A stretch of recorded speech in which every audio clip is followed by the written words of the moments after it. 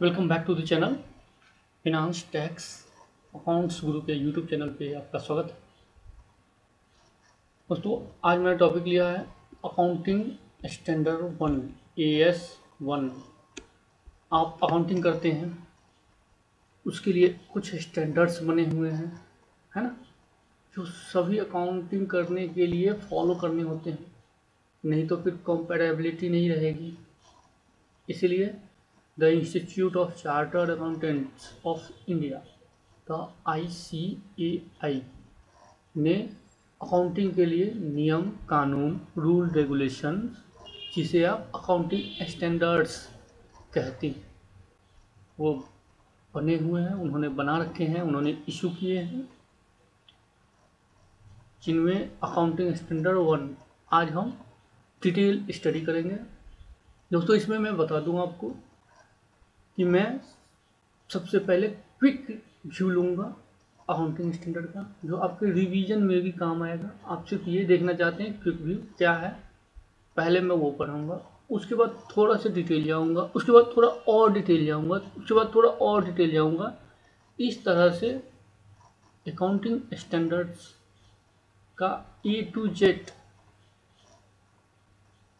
Educational aspect, practical aspects दोनों हम देखेंगे। अगर आप स्टूडेंट्स हैं या फिर आप सिर्फ भी लेना चाहते हैं, देखिए तो ये देख लें। इसके बाद मैं जो इंटरमीडिएट CA के इंटरमीडिएट्स स्टूडेंट्स होते हैं, उनके लिए एक ओवरव्यू, बहुत ज़्यादा नहीं पढ़ना होता, थोड़ा सा पढ़ना होता है, तो आपने वो देखने हैं, तो आपने वो मैं दिखाऊंगा। उस साथ का साथ जो CA के फाइनल स्टूडेंट्स को पढ़ाया जाता है, इसके बाद लोग CA बन जाते हैं, है ना, उनके लिए भी कुछ इन्होंने कुछ एडिशनल, कुछ डिटेल्स कुछ इन डेप्थ में पढ़ाया है, मैं वो भी उसके बाद बताऊंगा। उसके बाद बेयर टेक्स्ट, ये तो बेयर टेक्स्ट को समराइज कर एक्सप्लेन कर दिया गया है, लेकिन bare text as it is, जैसे आप लॉ पढ़ते हैं, कोई कानून पढ़ते हैं, जैसे आप इनकम टैक्स एक्ट पढ़ते हैं, उसमें जो वर्ड टू वर्ड जो लिखा गया है मैं वो पढ़ाऊंगा इन डिटेल। इन सब होने के बाद, इन सब के बाद फिर इसकी डिस्क्लोजर रिक्वायरमेंट्स क्या है जब आप ऑडिट करने जाते हैं, इन्वेस्टिगेशन करने जाते हैं, है ना, या फिर इंस्पेक्शन करने जाते हैं कहीं, या फिर आप ऑडिटर हैं, आप इन्वेस्टिगेटर हैं, इंस्पेक्टर हैं, तो आपने ये सब बातें ध्यान रखनी है। आपने ये सब बातें, क्वेश्चनायर होंगे आपके, है ना, चेकलिस्ट। अकाउंटिंग स्टैंडर्ड में क्या आपने पढ़ा तो वो तो एक बात हुई, लेकिन उसका प्रैक्टिकल इम्प्लीमेंटेशन कैसे करेंगे आप, प्रैक्टिकली में इनका इम्प्लीमेंटेशन कैसे करेंगे, इसके लिए कुछ फॉर एग्जांपल कुछ क्वेश्चन फॉर्म में बताए गए हैं आपके हेल्प के लिए, कि आप समझ पाए कि इस तरह से आपने सोचना है ना। आप अगर अकाउंटेंट हैं, CFO हैं, या फिर आपके यहाँ ऑडिट होनी है, आपके फर्म की, आपके एंटिटी की इन्वेस्टिगेशन होनी है, ऑडिट होनी है, इंस्पेक्शन होनी है, तो भी आपने ये बातें जाननी चाहिए। क्यों? क्योंकि financial statement means balance sheets prepare करने की जिम्मेदारी आपकी है, मैनेजमेंट की है ना। ऑडिटर आके चेक करेगा सिर्फ कि आपने सही बनाया है नहीं, है ना, तो आपने भी ये जानना बहुत ही ज़रूरी है। इसीलिए जैसा कि मैंने पहले बताया, आपको मैं सबसे पहले क्विक व्यू दूंगा, क्विक रेफरेंस, 1-2 मिनट में पूरा स्टैंडर्ड खत्म, 2-3 मिनट 5 मिनट में पूरा स्टैंडर्ड की समरी, उसके बाद थोड़ा डिटेल जाएंगे, है ना, यहाँ तक जो एजुकेशनल एस्पेक्ट। उसके बाद हम बेयर टेक्स्ट में एंटर करेंगे, जहाँ से आपका शुरू होता है actual implementation of accounting standard in practical work.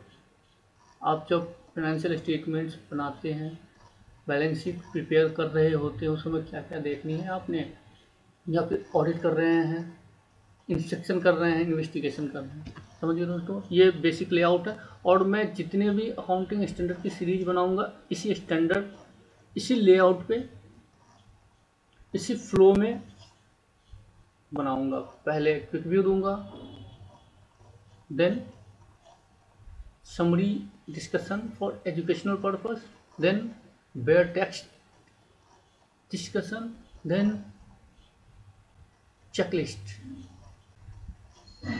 तो चलिए दोस्तों शुरू करते हैं। अगर आपने इससे पहले हमारा चैनल सब्सक्राइब नहीं किया है, प्लीज़ चैनल सब्सक्राइब कर ले एंड बेल आइकन दबा दें। If you do not yet subscribe my channel, please subscribe and to press bell icon to get early notification of the video। चलिए शुरू करते हैं। जैसा कि मैंने पहले बताया, आपने आज मैं डिस्कस करूंगा accounting standard 1 AS1 disclosure of accounting policies. This standard deals with disclosure of accounting policies which are followed in preparing and presenting financial statements. Financial statements means balance sheet, profit loss, notes to account, cash flows। जो छोटे बच्चे हैं 11th 12th CA foundation वाले, उनके लिए financial statement means balance sheet, profit and loss account, cash flow statements if required, or and notes to accounts।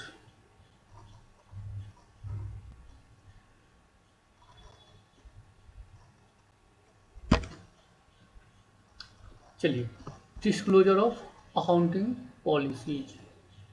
क्यों, to ensure, क्यों करते हैं आप disclosure of accounting policy? Accounting policy को आप डिस्क्लोज क्यों करते हैं, है ना दोस्तों? ये बहुत बड़ा क्वेश्चन है, हम करें ही क्यों? तो आइए इसके लिए basic preparing and presenting financial statement क्यों, वाई, आइए यहाँ आते हैं। आप इसलिए balance sheet, financial statements prepare करते हैं, बनाते हैं कि कोई उसे यूज करे। यूजर्स ऑफ फाइनेंशियल स्टेटमेंट कोई तो होगा ना, इसलिए आप प्रिपेयर करते हैं। कौन हो सकते हैं? जो आपके इंटरप्राइज में, आपके एंटिटी में, आपकी कंपनी में इन्वेस्ट करें ना, जिन्होंने इन्वेस्ट किया है या जो इन्वेस्ट करने वाले हैं, मीन्स प्रेजेंट इन्वेस्टर और पोटेंशियल इन्वेस्टर। पोटेंशियल मीन्स होने संभावित इन्वेस्टर, जो इन्वेस्ट करने वाले हैं।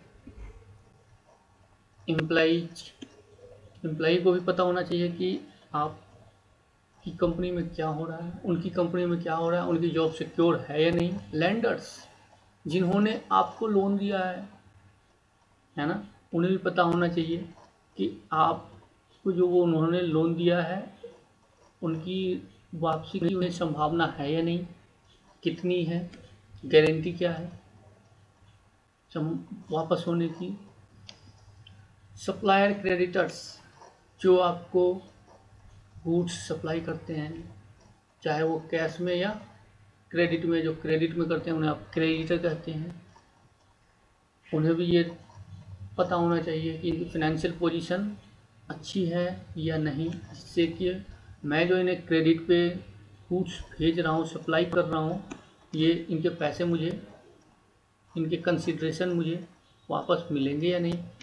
कस्टमर्स, दोस्तों कस्टमर्स को भी आपके फाइनेंशियल पोजीशन का पता होना चाहिए, इसलिए वो आपके फाइनेंशियल स्टेटमेंट को देखेगा, पढ़ेगा। क्यों?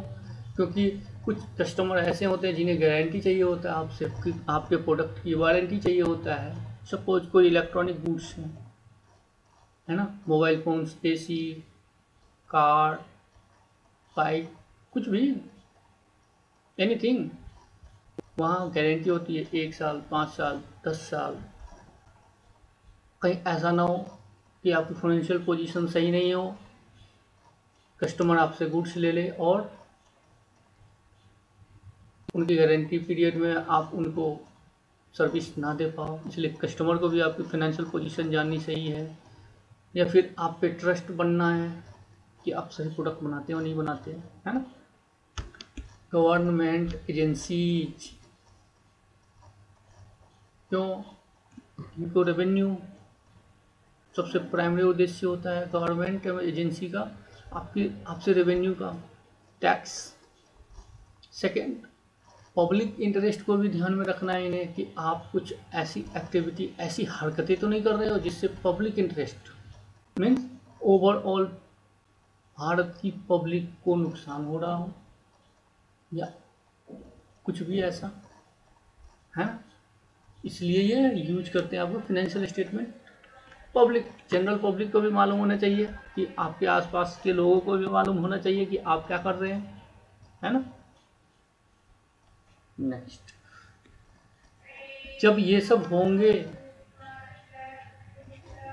फाइनेंशियल स्टेटमेंट की यूज करने वाले, जब ये यूज करेंगे, इसलिए आप फाइनेंशियल स्टेटमेंट बनाते हैं। और इसके बनाने का प्रोसेस क्या होता है, पर्पस हो गया, यूज करेंगे, कुछ इसके लिमिटेशन स्कोप होंगे, यूजर्स हैं, अभी हमने डिस्कस किया, objectives to prepare financial statement, है ना। ऑब्जेक्टिव होते हैं, अंडरलाइंग एजम्पशंस, जो भी हम पढ़ने वाले 3 होते हैं, या 2 नाम लिखा है, ये 3 होते हैं।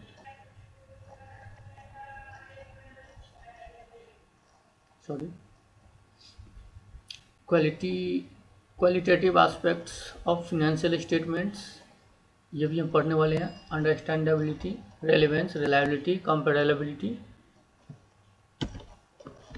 कंस्ट्रेंट्स, बाधाएं on relevant and reliable information, timelines,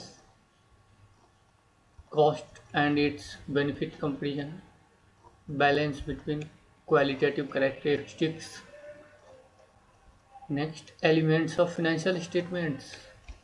next, recognition of the elements of financial statement. क्या होते हैं, 4 ही होते हैं एलिमेंट्स फाइनेंशियल स्टेटमेंट के, assets, liability, income, expense. Measurement of the elements of financial statements, financial capital maintenance versus physical maintenance.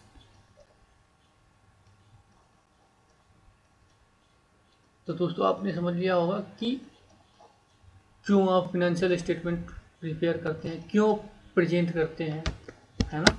अब इसका answer आपने मिल गया होगा, बहुत डिटेल में मैंने बताया।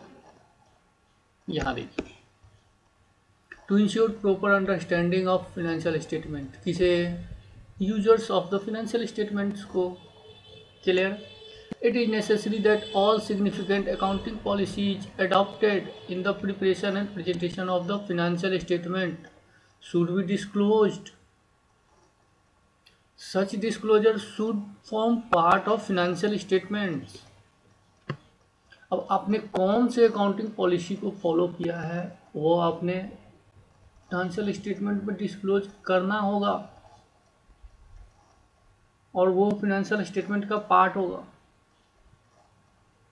क्यों, क्योंकि यूजर्स को कोई कंफ्यूजन ना रहे, उन्हें कुछ मिस अंडरस्टैंडिंग ना हो जाए,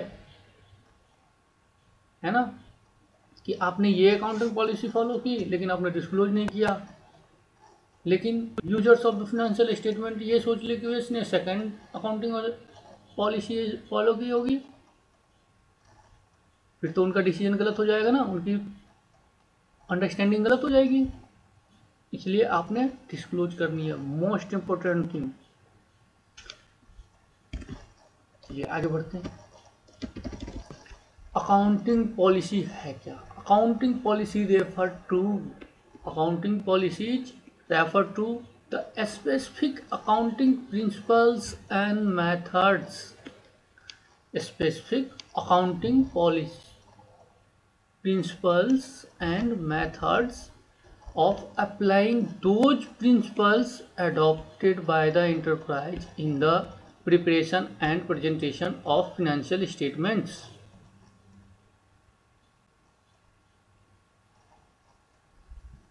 क्या मतलब हुआ दोस्तों? अकाउंटिंग पॉलिसी क्या है? ये एक specific accounting principles and methods हैं, एंड ये अप्लाई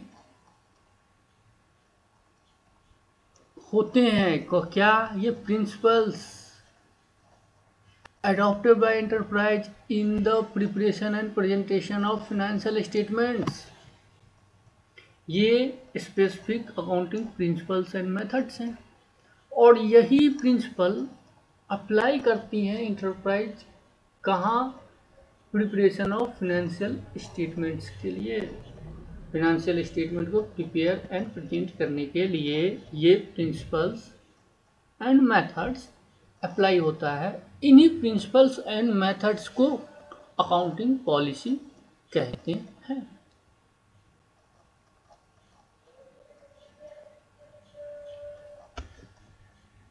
समझ गए? चलिए, अकाउंटिंग पॉलिसीज का मतलब आपने समझा। अब डिस्क्लोजर, मेन तो यही करना है ना, disclosure of accounting policies or of changes therein cannot remedy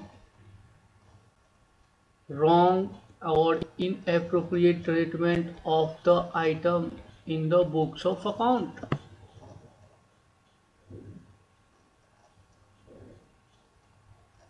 क्या मतलब हुआ इनका? आपने जब डिस्क्लोज कर दिया, आपने जो भी अकाउंटिंग पॉलिसी फॉलो की, मीन्स जो भी प्रिंसिपल्स एंड मेथड्स आपने अप्लाई किए, है ना, वो इसकी अगर वो गलत है, अगर आपने वो गलत प्रिंसिपल्स और मेथड अप्लाई कर दिया, तो वो इनका उपचार नहीं है। रॉन्ग ट्रीटमेंट जो आपने बुक्स में कर दिया, जब आपने गलत principles and methods means accounting policy apply किया, तो आपने बुक्स ऑफ अकाउंट्स में फाइनेंशियल स्टेटमेंट को प्रिपेयर एंड प्रेजेंट करते समय कुछ आइटम्स का ट्रीटमेंट गलत कर दिया होगा, है ना, उनकी रिकॉर्डिंग गलत तरीके से कर दी होगी, उनके वैल्यूएशन कुछ गलत कर दिया होगा। तो डिस्क्लोज कर देने से कि हमने ये अकाउंटिंग पॉलिसी फॉलो की है, इसका मतलब ये नहीं कि आपका फिनेंशियल स्टेटमेंट सही तरीके से प्रिपेयर एंड प्रेजेंट हुआ।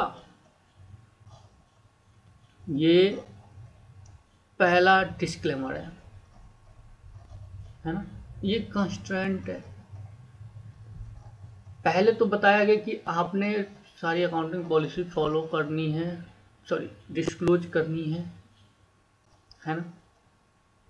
उसके बाद अगर आपने गलत भी कर दिया, गलत पॉलिसी से आपने बुक प्रिपेयर किया, बैलेंस शीट फिनेंशियल स्टेटमेंट्स को प्रिपेयर एंड प्रेजेंट किया गलत पॉलिसी के थ्रू, मीन्स कुछ आइटम्स का ट्रीटमेंट आपने गलत किया होगा, जिससे वो actual position financial statement show नहीं कर रहा होगा, लेकिन आपने वो पॉलिसी डिस्क्लोज कर दी फाइनेंशियल स्टेटमेंट में, तो भी वो फिनेंशियल स्टेटमेंट्स सही नहीं माना जाएगा। ये यही कहना चाहते हैं। चलिए, आप समझ गए होंगे। नेक्स्ट आइए, आपने एक हमेशा टर्म सुना होगा, फ्रेज सुना होगा, सेंटेंस सुना होगा, consideration in selection of accounting policies,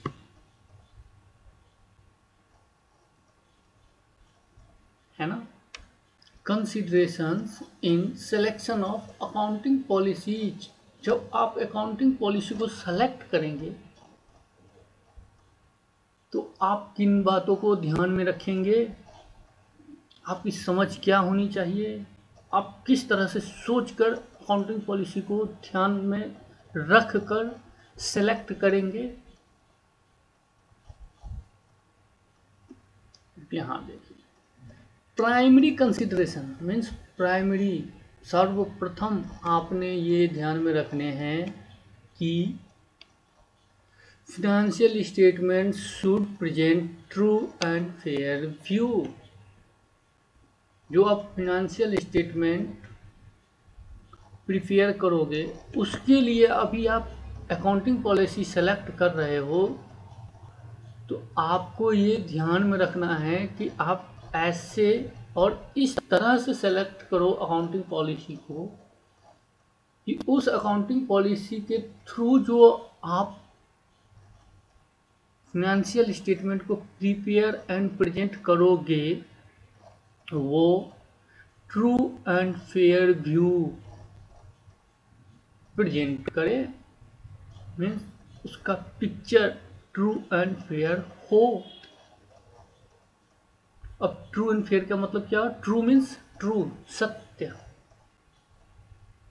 आज इनकी एसेट्स इतनी है तो इतनी ही है, वो हुआ सत्य। फेयर, फेयर मीन्स यही होना चाहिए था, ये ट्रीटमेंट यही होना चाहिए था, है ना, इस आइटम्स का ट्रीटमेंट यही होना चाहिए था इस सिचुएशन में, इसलिए इसको फेयर कहते हैं ना। चलो फेयर है, फेयर प्राइस है, ये फेयर है। यहाँ पे इसी तरह से इनका मतलब लिया जाना चाहिए, लेना चाहिए। ट्रू एंड फेयर मीन्स जो सत्य है और जो होना चाहिए था। समझ गया? प्राइमरी सबसे पहले आपको ये ध्यान में रखना है। Second, major consideration in achieving the primary consideration, है ना। अब इस प्राइमरी कंडीशंस को, प्राइमरी कंसिडरेशंस को फुलफिल करने के लिए कुछ और बातें ध्यान में रखनी है आपने।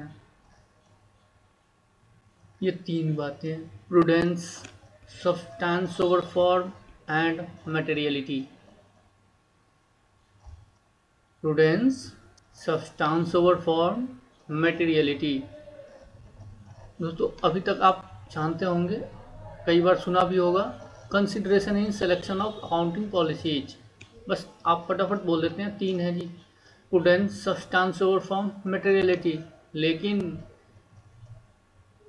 इनकी प्राइमरी कंसिडरेशन भी है कि financial statement true and fair view present करे, है ना। आगे से आपने ये भी ध्यान देनी है। इनका डिटेल डिस्कशन आगे करूँगा। नेक्स्ट,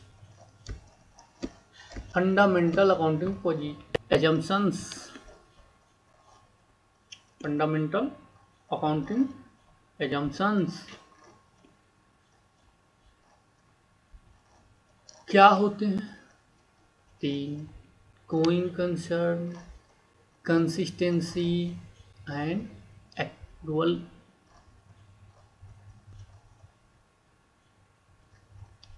फंडामेंटल अकाउंटिंग एजम्पशन, जब आप अकाउंटिंग कर रहे हैं तो आप ये 3 बातें ध्यान में तो रखेंगे ही रखेंगे कि ये तीनों बातें होगी ही होगी और होनी ही चाहिए।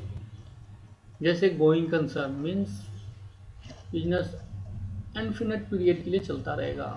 कंसिस्टेंसी, अकाउंटिंग पीरियड चेंज होने पर भी अकाउंटिंग पॉलिसी चेंज नहीं होती है, मीन्स हर अकाउंटिंग पीरियड में सेम अकाउंटिंग पॉलिसी फॉलो हुई है। मीन्स लास्ट अकाउंटिंग पीरियड में जो अकाउंटिंग पॉलिसी फॉलो हुई, इस अकाउंटिंग पीरियड में भी सेम अकाउंटिंग पॉलिसी फॉलो हुई है, कोई चेंज नहीं है। Accrual, accrual means accrual basis of accounting, mercantile basis of accounting. इसका क्या मतलब होता है? ट्रांजैक्शन एंड इवेंट्स को उसी डेट एंड उसी रिपोर्टिंग पीरियड में आप रिकॉर्ड करेंगे जिस पीरियड में ये ट्रांजैक्शन और इवेंट्स इनकर हुई, घटित हुई है, irrespective of the fact cash का मूवमेंट इस ट्रांजैक्शन से रिलेटेड हुआ या नहीं हुआ। मीन्स फॉर एग्जांपल आपने परचेज किया, क्रेडिट पे परचेज किया, तो भी आपने उसी अकाउंटिंग पीरियड में रिकॉर्ड कर लेने ट्रांजेक्शन को, भले ही आपने उस क्रेडिट के against payment next accounting period में दिया हो, है ना। ये मैचिंग कॉन्सेप्ट को भी फॉलो करने के होते हैं हमें, इसीलिए इसका कॉन्सेप्ट आगे बताऊंगा। अब ये डिस्क्लोज कब करने होते हैं? फंडामेंटल अकाउंटिंग एजम्पशंस डिस्क्लोज नहीं करने होते हैं, लेकिन कोई भी तीनों में से जो भी अकाउंटिंग एजम्पशन आपने फॉलो नहीं किया तब आपने डिस्क्लोज करने होते हैं। क्या मतलब हुआ? अगर ये तीनों अकाउंटिंग एजम्पशंस फॉलो हो रहे हैं तो आपने डिस्क्लोज करने की ज़रूरत नहीं है। अगर इनमें से जो भी अकाउंटिंग एजम्पशन फॉलो नहीं हो रहे हैं उसके बारे में आपने डिस्क्लोज करनी है कि अकाउंटिंग पॉलिसी, जैसे इस अकाउंटिंग पीरियड में कंसिस्टेंसी फॉलो नहीं हुई, मीन्स अकाउंटिंग पॉलिसी चेंज हो गई, तो आपने डिस्क्लोज करनी है कि इस अकाउंटिंग पीरियड में अकाउंटिंग पॉलिसी चेंज हुई है, पहले ये था अब ये हुआ, इसका नेट इफेक्ट ये है। समझ गए दोस्तों?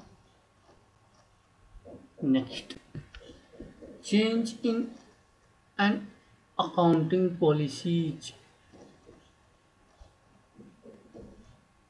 Disclose change which has material effect. Material effect means substantial effect, means major effect in the current period or is reasonably expected to have material impact in later periods.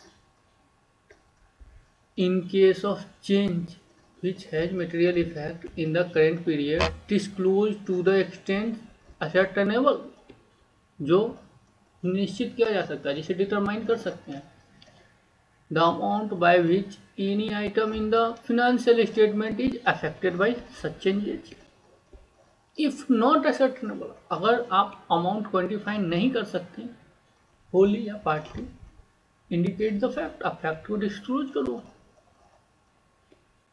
है ना दोस्त। तो ये रहा आपका समरी क्विक व्यू, आप देख रहे हैं। नेक्स्ट S2 आ गया, जिसका अगला वीडियो बनेगा। अब दोस्तों यहाँ पे कुछ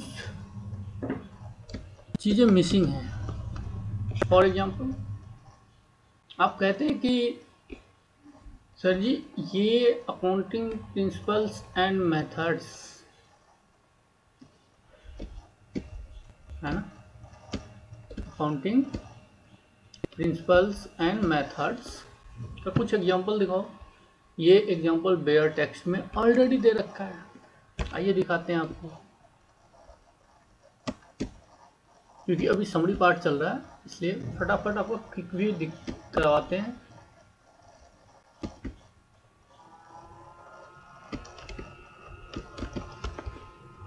अच्छा ये तो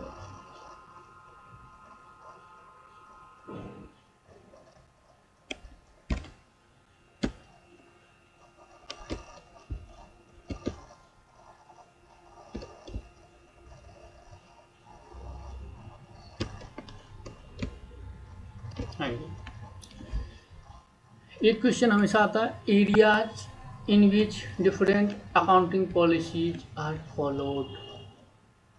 इनकाउंटर मीन्स फॉलोड, आप इसे फॉलोड वर्ड समझें, ये टेक्निकल वर्ड है एनकाउंटर। ये जानना क्यों जरूरी होता है? क्योंकि आप कहोगे ये कौन सा प्रिंसिपल्स, कौन सा मेथड्स, कुछ एग्जांपल तो बताओ।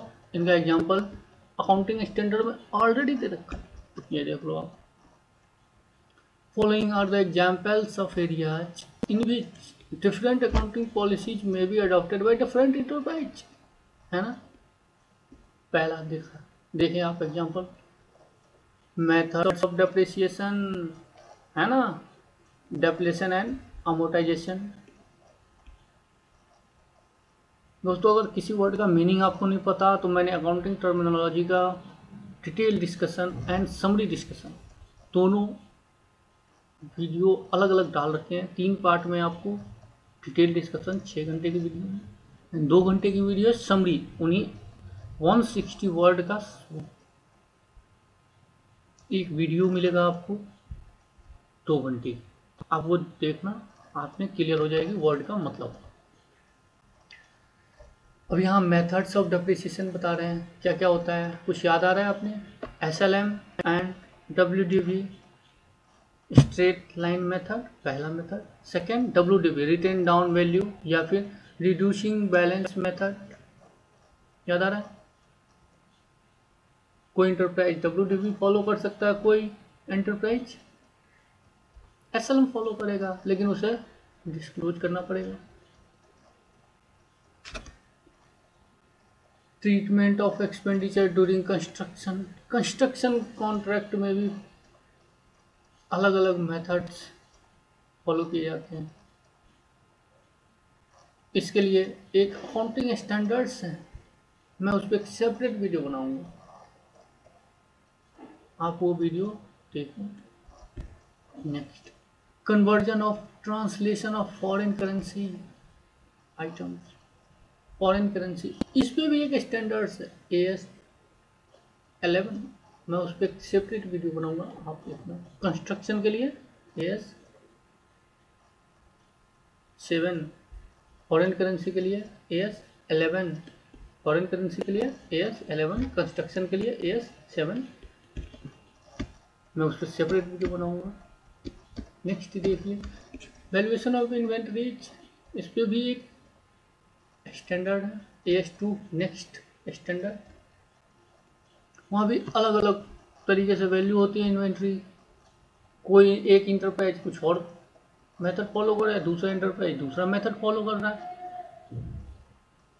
है ना। वैल्यूएशन ऑफ इन्वेस्टमेंट, इस पे भी सेपरेट स्टैंडर्ड है, इस पे सेपरेट वीडियो बनाऊंगा। ट्रीटमेंट ऑफ गुडविल, इस पे भी सेपरेट वीडियो मैं बनाऊंगा, आप पढ़ते भी हैं गुडविल की वैल्यूएशन करने का, है ना। Treatment of retirement benefits, recognition of profit on long term contracts, valuation of fixed assets, इस पर सेपरेट वीडियो है। Stand treatment of contingent liability, इस पर भी सेपरेट स्टैंडर्ड है। इसीलिए स्टैंडर्ड इन सब टॉपिक्स पे बना क्योंकि यहाँ पे कंफ्यूजन था कि मैं इस केस में क्या करूं, मैं इस केस में क्या करूं, मैं चाहूं तो ये फॉलो करूं, चाहते वो ये फॉलो करूं। तो इस पे CA इंस्टीट्यूट ने स्टैंडर्ड बनाया, कहा आपने इस सिचुएशन में ये मेथड फॉलो करना है, इस सिचुएशन में ये मेथड फॉलो करना है ना। और आपने ये सारी बातें डिस्क्लोज करनी है और आप सिचुएशन वाइज चेंज भी कर सकते हो, ठीक है। तो दोस्तों ये रहा आपका अकाउंटिंग स्टैंडर्ड 1 समरी पार्ट। अब मैं इन डेप्थ जाऊंगा, इन डिटेल पढ़ाऊंगा चीज़ों को, है ना। दोस्तों और भी कुछ कंफ्यूजन होता है, कुछ लोग समझते हैं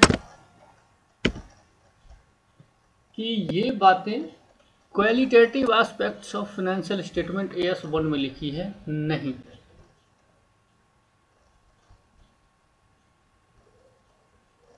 ये क्वालिटेटिव एस्पेक्ट्स यहाँ नहीं लिखी हैं, ये क्वालिटेटिव एस्पेक्ट्स आपके कहीं और लिखी हैं। कहाँ लिखी हैं आइए देखते हैं। ये बातें यहाँ लिखी हैं, framework for the preparation and presentation of financial statements. ये अकाउंटिंग स्टैंडर्ड्स की समरी होती है, मीन्स ये बेसिक्स होते हैं, जैसे फंडामेंटल अकाउंटिंग एजम्पशंस होते हैं, उसी तरीके से financial statements prepare and present करने का बेसिक फ्रेमवर्क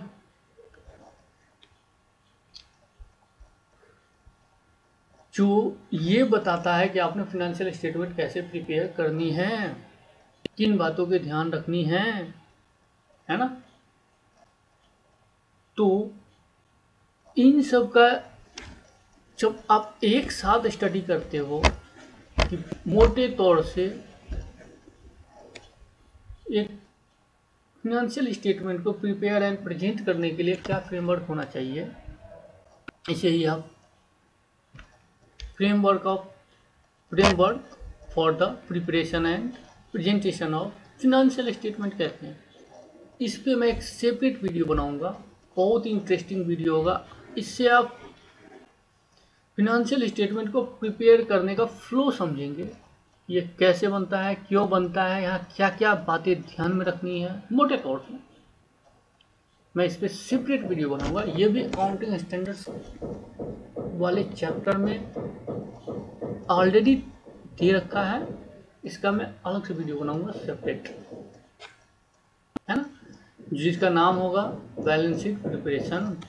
ये देखिए, है ना, framework for preparation and presentation of financial statement. मैं इसका एक सेपरेट वीडियो बनाऊंगा। तो ये qualitative aspects of the financial statement यहाँ का पार्ट है, ठीक है। ये हमारा कस्टम है, देख लो। जैसे फिनेंशियल स्टेटमेंट अंडरस्टैंडेबल होना चाहिए, है ना, ऐसा नहीं हो कि यूजर्स को समझ में ही नहीं आया क्या इस फिनेंशियल स्टेटमेंट में लिखा है ना। इसलिए एक कॉन्सेप्ट अंडरस्टैंडेबिलिटी का आता है ना। तो फिनेंशियल स्टेटमेंट अंडरस्टैंडेबल होना चाहिए, इसलिए अंडरस्टैंडेबिलिटी का कॉन्सेप्ट आता है। नेक्स्ट सेकंड कॉन्सेप्ट है रेलेवेंस। जो फिनेंशियल स्टेटमेंट में जो बातें लिखी हुई हैं, बताई गई हैं, जो डिस्क्लोज हो रहा है, उसको देखने से जो प्रतीत हो रहा है वो मटेरियल होना चाहिए, है ना। नेक्स्ट थर्ड फोर्थ पहले लेते हैं कंपेरेबिलिटी। फिनेंशियल स्टेटमेंट कंपेरेबल हो। अगर ये कंपेरेबल नहीं है तो फिर users of financial statement confuse हो जाएगा। जब एक एंटिटी के फिनेंशियल स्टेटमेंट को दूसरे एंटिटी के फिनेंशियल स्टेटमेंट से कंपेयर करना चाहे और वो कंपेयर ना कर पाए तो फिर उनका पर्पस डिफीट हो जाएगा, उनका उद्देश्य ही पूरा नहीं होगा, है ना। तो वो फिनेंशियल स्टेटमेंट यूज कैसे कर पाएगा, नहीं कर पाएगा। तो यहाँ पर कंपेरेबिलिटी का कॉन्सेप्ट आता है। इसी कंपेरेबिलिटी के कॉन्सेप्ट को फुलफिल करने के लिए प्राइमरली सारा का सारा स्टैंडर्ड्स लिखा गया है कि अगर आप इन अकाउंटिंग स्टैंडर्ड्स को फुलफिल कर financial statement prepare and present करते हो तब आपकी फिनेंशियल स्टेटमेंट कंपेरेबल होगी ही होगी। समझ गए दोस्तों। नेक्स्ट रिलायबिलिटी का कॉन्सेप्ट। अभी हम पढ़ क्या रहे हैं, qualitative aspects of financial statement. इसकी क्वालिटी पे ध्यान देना है ना। तो यहाँ रिलायबिलिटी का एक कॉन्सेप्ट है जिनमें ये बताया गया है फेथफुल रिप्रेजेंटेशन हो, कुछ भी गलत नहीं लिखना है आपने। जैसे अमाउंट 1 करोड़ का है, आपने 2 करोड़ नहीं लिखना, है ना। कुछ ट्रांजेक्शन हुए हैं तो आपने दिखाने ही है, नहीं हुए तो नहीं दिखाने, झूठा ट्रांजेक्शन नहीं दिखाना, विंडो ड्रेसिंग नहीं करनी है ना।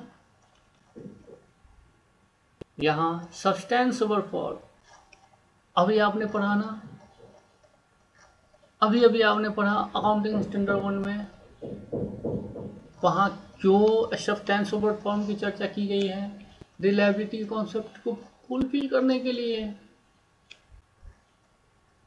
न्यूट्रलिटी, न्यूट्रल होना चाहिए, बैश नहीं होना चाहिए, मीन्स किसी के प्रति झुकाव नहीं होना चाहिए, है ना, बहकावे में नहीं आना चाहिए। नेक्स्ट प्रूडेंस, अभी AS1 में आपने ये वर्ड देखा प्रूडेंस, इसको फुलफिल करने के लिए AS1 पढ़ना पड़ा, किसे, रिलायबिलिटी को फुलफिल करने के लिए, है ना। कंप्लीटनेस, आपका बैलेंस शीट आपका फिनेंशियल स्टेटमेंट कंप्लीट होना चाहिए, तभी वो रिलायबल माना जाएगा। अगर इनमें से कुछ भी फॉलो नहीं किया तो रिलायबल कैसे है? आपने फैक्टफुल रिप्रेजेंटेशन में सही इन्फॉर्मेशन नहीं दी तो नहीं होगा रिलायबल। कंप्लीट नहीं है, नहीं होगा रिलायबल। न्यूट्रल नहीं है, बायस है, नहीं होगा रिलायबल। प्रूडेंस, आपने विवेक का ध्यान नहीं रखा, आपने बुद्धि विवेक कॉमन सेंस का ध्यान नहीं दिया, यूज नहीं किया, तो रिलायबल नहीं होगा, है ना। Substance over form means legal form की वैधता मत देखो, क्या सही है वो होना देखो, है ना। जो होना चाहिए वो देखो, सिर्फ कानूनी बाध्यता के कारण ही आप मत चलो। ऐसा करेंगे तभी तो वो मोर रिलायबल होगा ना। तो फिनेंशियल स्टेटमेंट्स को प्रिपेयर एंड प्रेजेंट करते समय ये सब बातें, क्वालिटी बोलते हैं ना, क्वालिटी, इसकी क्वालिटी है। फिनेंशियल स्टेटमेंट्स में ये चारे क्वालिटी होनी कंपलसरी है। सबसे पहला अंडरस्टैंडेबल हो, रेलेवेंस हो, रिलायबल हो, कंपेरेबल। तो दोस्तों हमने ये समझ लिया। चलिए वापस आते हैं हम स्टैंडर्ड्स पे। आपने क्विक रेफरेंस भी देख लिया क्या है इस स्टैंडर्ड में। अब मैं थोड़ा डिटेल चलता हूँ, है ना। आइए देखते हैं, आपका रिवीजन भी होता चला जाएगा, आप टेंशन मत लो। आप जितना इसे देखेंगे उतना आपका रिवीजन होगा। यहाँ देखिए, disclosure of accounting policies AS1 accounting standard 1।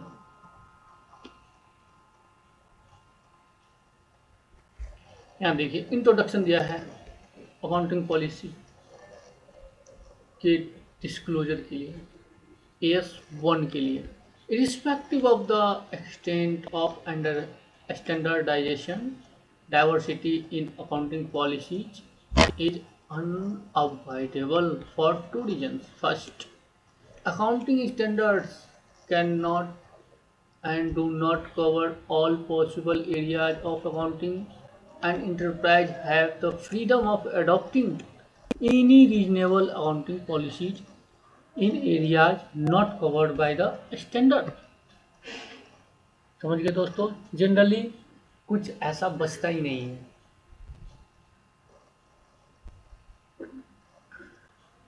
क्योंकि कोई भी ऐसा एरिया पता चलता है हम स्टैंडर्ड में डाल देते हैं, समझ रहे हैं। Second, since enterprise operate in diverse situation, it is possible to develop a single set of policies applicable to all enterprise for all time। हाँ, आप फ्री है, आप जो भी अकाउंटिंग पॉलिसी फॉलो करना चाहते हैं फॉलो कीजिए, बस डिस्क्लोज कर दीजिए, है ना। तो accounting standard there permit more than one accounting policy even in area covered by it। Differences in accounting policies lead to difference is reported in form even if underlying transactions are same। आपने disclose करनी पड़ेगी change की। The qualitative characteristics of comparability of financial statement therefore suffers due to diversity of accounting policies, since uniformity is impossible and accounting standard permits more than one alternative. In many cases, it is not enough to say that all standards have been compiled with। For these reasons, accounting standard 1 requires enterprise to disclose significant accounting policies actually adopted by them in preparation for their financial statements। Such disclosures allow the users of financial statements to take the differences in accounting policies into consideration and to take necessary adjustment in their analysis of such financial statements।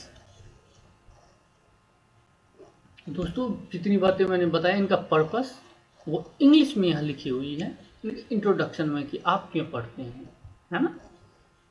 Next देखिए, the purpose of accounting policy the purpose of accounting standards 1 disclosure of accounting policy is to promote better understanding of financial statement by requiring disclosure of significant accounting policy in orderly manner as explained in preceding paragraphs।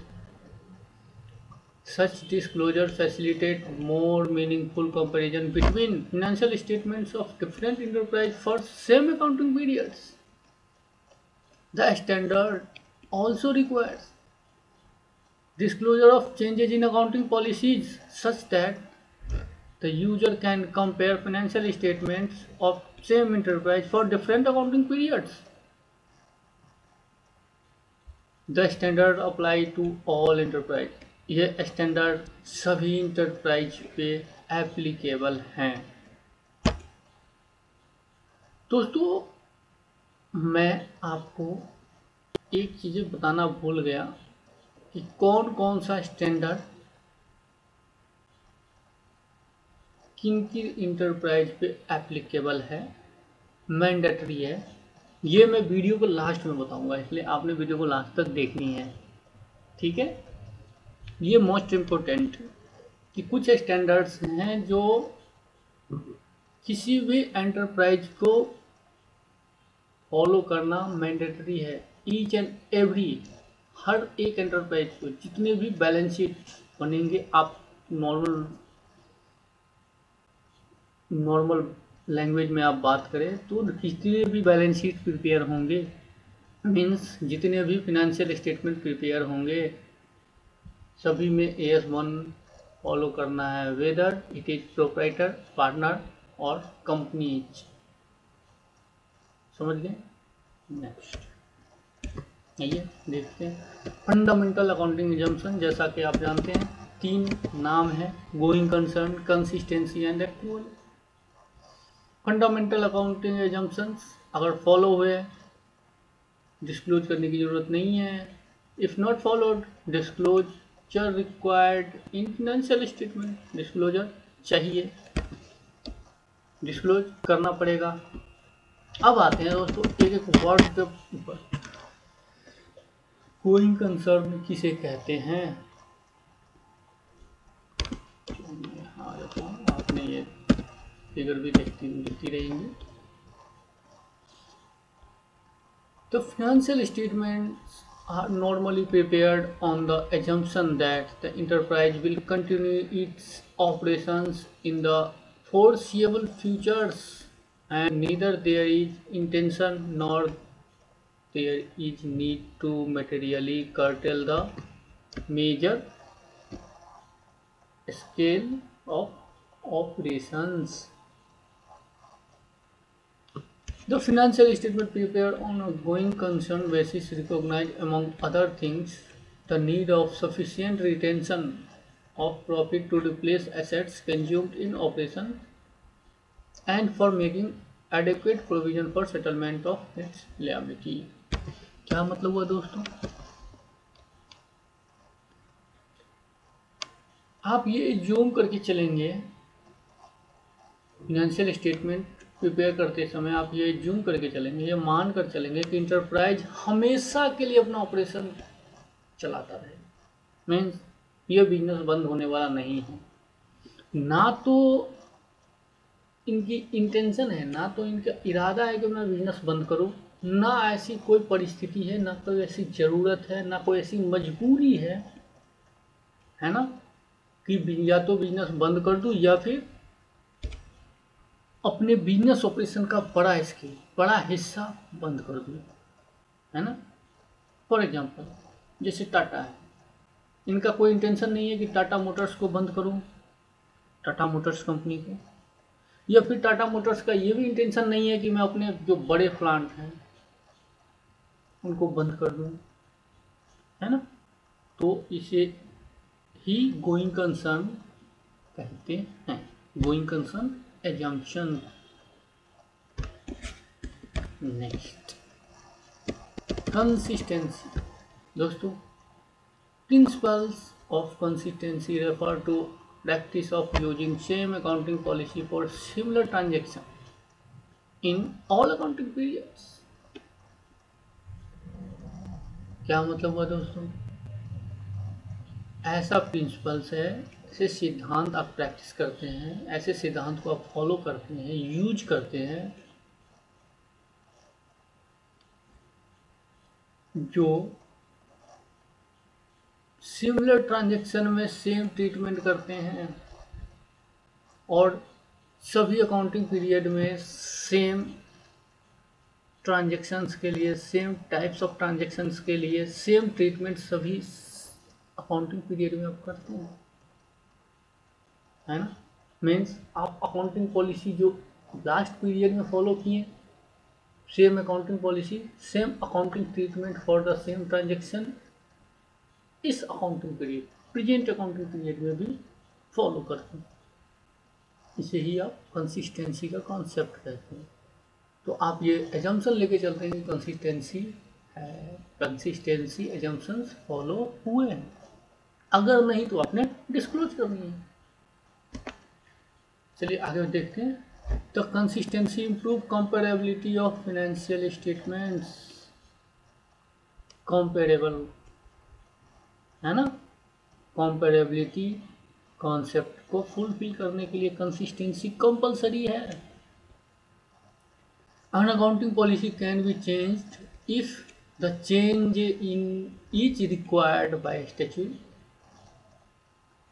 by accounting standard, or for more appropriate presentation of financial statements. लेकिन कभी कभी आप accounting policy change करते हैं, लेकिन करने के बाद आपने डिस्क्लोज करना जरूरी है, लेकिन करते हैं, कर सकते हैं। पहला कंडीशन कब, पहली सिचुएशन कब, जब कानून में कुछ बदलाव हो, है ना, उस स्पेसिफिक ट्रांजैक्शन, उस स्पेसिफिक टाइप्स ऑफ ट्रांजैक्शंस के लिए, तो आपने उसकी ट्रीटमेंट चेंज करनी पड़ेगी। या फिर अकाउंटिंग स्टैंडर्ड में कुछ ऐसा स्पेसिफिक कहा हो, जैसे कुछ अकाउंटिंग स्टैंडर्ड में चेंज हो जाए, है ना, उसके अकॉर्डिंग आपने बदलाव करनी पड़ेगी। या फिर आप जब कुछ बदलाव करेंगे वो more appropriate presentation of financial statement का प्रेजेंट करेगा। मीन आप जो बदलाव करोगे, जो अकाउंटिंग पॉलिसी चेंज करोगे, उसके कारण फिनेंशियल स्टेटमेंट ज़्यादा अच्छा दिखेगा, ज़्यादा अच्छा चित्र प्रदर्शित करेगा। फिनेंशियल स्टेटमेंट मोर एप्रोप्रिएट होगा, दिखेगा। तो आप इन 3 केस में अकाउंटिंग पॉलिसी चेंज कर सकते हैं, एंड करने पर आपको डिस्क्लोजर कंपलसरी है। Next, actual basis of accounting. जैसा दोस्तों मर्केंटाइल बेसिस ऑफ अकाउंटिंग इसी को कहते हैं, इसी का दूसरा नाम है। Under this basis of accounting transactions are recognised as soon as they occur, whether or not cash or cash equivalent is actually received or paid. Accrual basis ensure better matching between revenue and cost, and profit loss obtained on this basis reflects activities of enterprise during an accounting period rather than cash flow generated by it. तो दोस्तों ये matching concept को fulfil करने के लिए accrual basis of accounting compulsory है। Matching concept means जितने period का आप रेवेन्यू, उतने ही पीरियड का आप एक्सपेंस लोगे, है ना। तभी तो समानता रहेगी ना, तभी तो मैच होगा ना। अब एक्रूअल बेसिस ऑफ अकाउंटिंग है क्या? फिर ये कहता है कि आप जिस पीरियड में कोई ट्रांजैक्शन इनकर हुए, घटित हुए, आप उसी पीरियड में उसकी रिकॉर्डिंग करोगे। आप नेक्स्ट पीरियड के लिए आप ये वेट नहीं करोगे, आप इस बात का इंतजार नहीं करोगे कि वो कैश में वो ट्रांजैक्शन कन्वर्ट हो, उस ट्रांजैक्शन के अगेंस्ट कैश का मूवमेंट हो जाए फिर मैं इसे रिकॉर्ड करूंगा। नहीं, फिर तो वो कैश बेसिस ऑफ अकाउंटिंग हो जाएगा कि जब कैश का मूवमेंट होता है तो आप अकाउंटिंग करते हो, है ना। जैसा कि मैंने पहले एग्जांपल लिया था, अभी भी ले रहा हूँ। आपने कोई सेल किया इस अकाउंटिंग पीरियड में 31 मार्च को, आपकी जिस दिन बुक्स क्लोज हो रही है सपोज, या उससे पहले लेकिन आपके बायर ने आपको कैश पेमेंट नहीं किया अप टू 31 मार्च, तो क्या आप अप टू 31 मार्च इस रेवेन्यू को रिकॉग्नाइज नहीं करोगे? करोगे।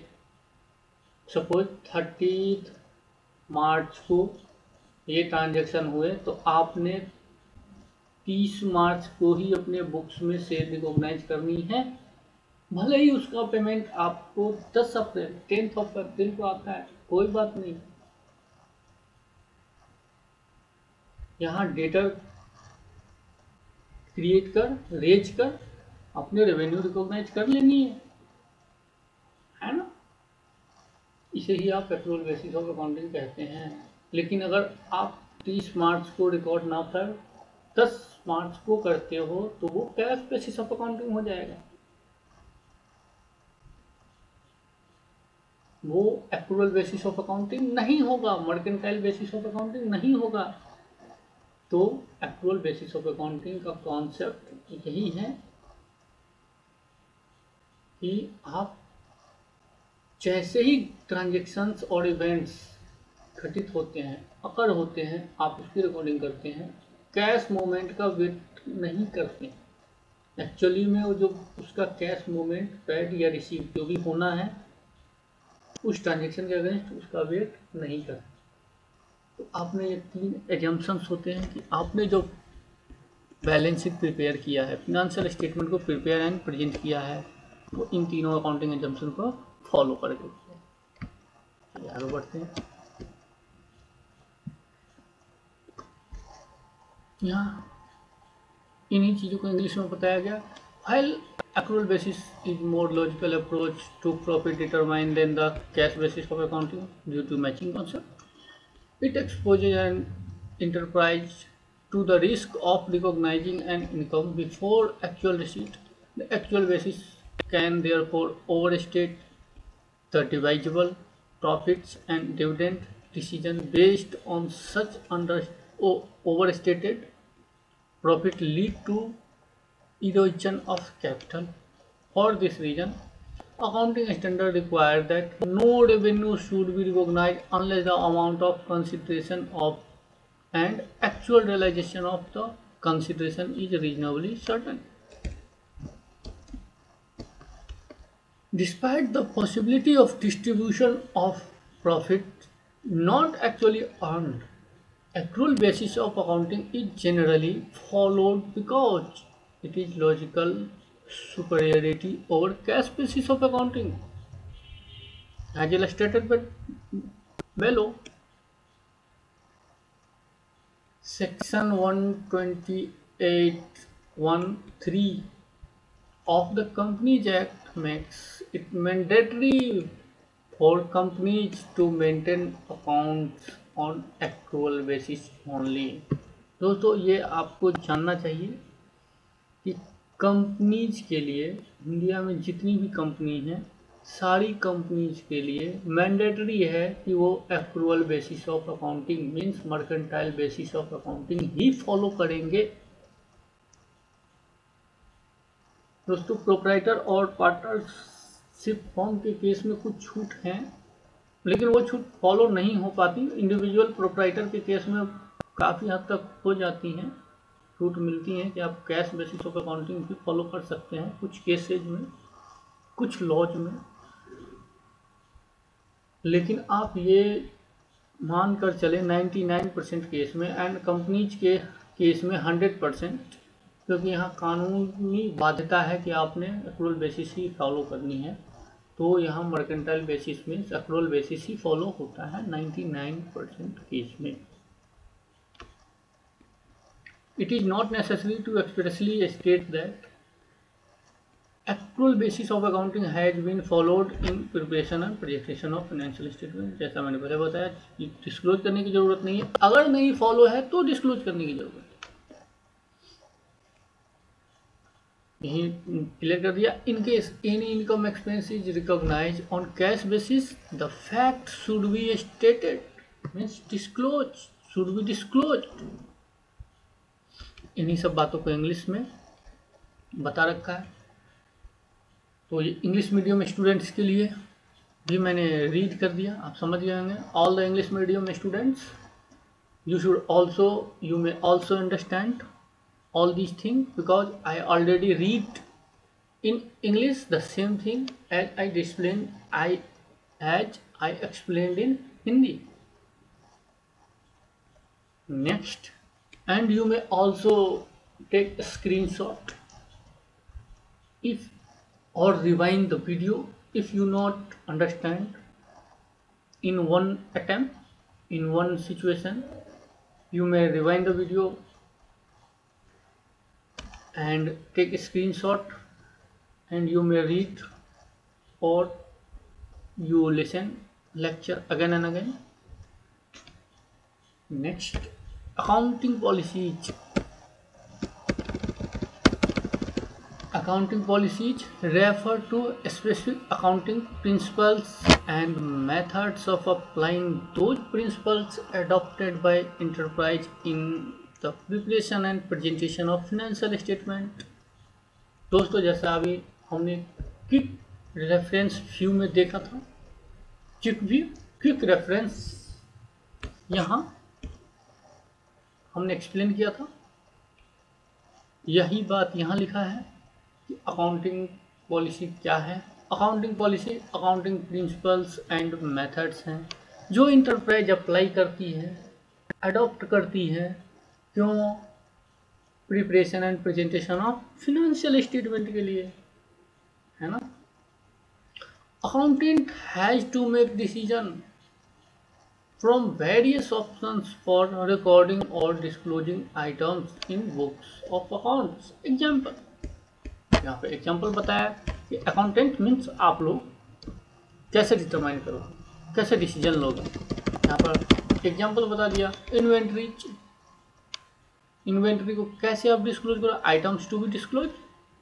फर्स्ट, इन्वेंट्री कैसे डिस्क्लोज करोगे, मेथड ऑफ डिस्क्लोजर और valuation. FIFO, weighted average. Inventory को डिस्क्लोज करने का दो मेथड है, फीफो है, लीफो है, वेटेड एवरेज है, तीन मेथड होते हैं। आप कौन सा फॉलो करोगे? Depreciation, SLM, straight line method. Second, reducing balance method. Third, depletion method. इन तीनों में से कौन सा फॉलो करेगा, ये अपनी सिचुएशन पे देखना पड़ेगा। सिचुएशन पे सिचुएशन डिपेंड करेगा, है ना। सिचुएशन बाय सिचुएशन डिपेंड करेगा कि कौन सा हमें फॉलो करना है, मोर एप्रोप्रिएट है उस सिचुएशन के लिए। तीसरा एग्जांपल, कैश फ्लो स्टेटमेंट में दो मेथड होते हैं, डायरेक्ट मेथड, इनडायरेक्ट मेथड। आप किस मेथड से कैश फ्लो स्टेटमेंट प्रिपेयर करना चाहते हो, है ना। ये तो बस एग्जाम्पल्स हैं, जैसा मैंने आपको यहाँ बेयर टेक्स्ट में आपको दिखाया था, है ना। बेयर टेक्स्ट में एरियाज इन विच, याद आ रही है?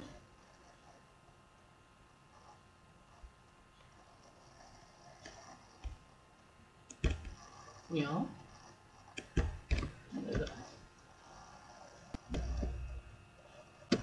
areas in which different accounting policies are encountered followed। तो सेम टू सेम यहाँ आपने एग्जांपल दे दिया। Next,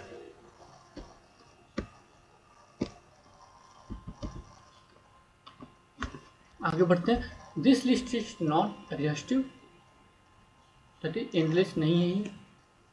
For every item, right from valuation of assets and liability to recognition of revenue, providing for expected losses for each event, accountant need to follow principles and evolve a method to adopt those principles. This method of forming and applying accounting principles is known as accounting policies. This method of forming and applying accounting policies, accounting principles, is known as accounting policies.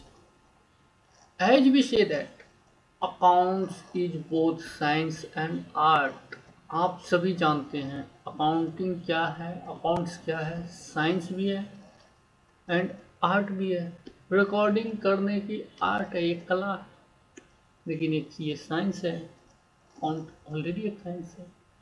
It is a science because we have some tested accounting principles which are applicable universally, but simultaneously साथ ही साथ application of these principles depends on personal ability of each accountant.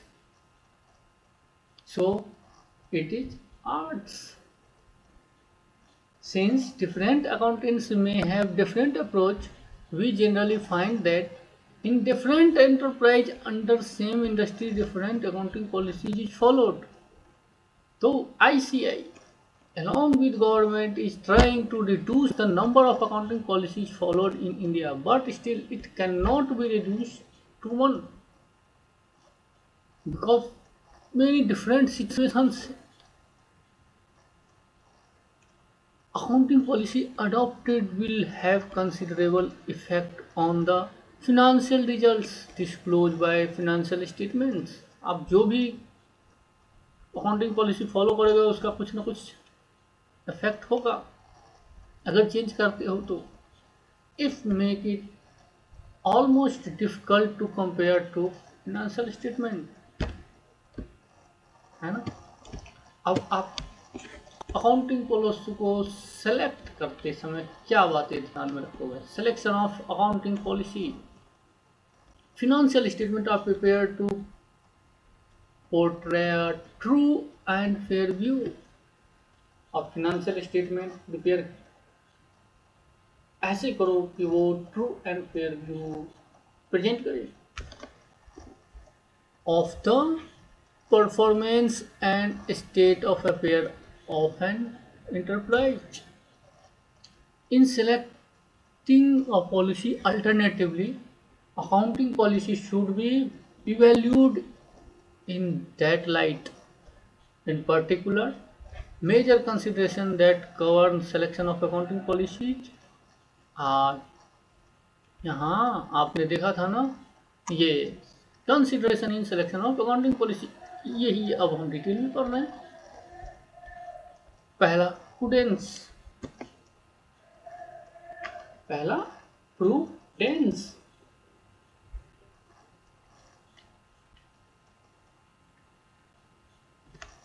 In view of uncertainty associated with future events, profits are not anticipated, but losses are provided for as a matter of conservatism,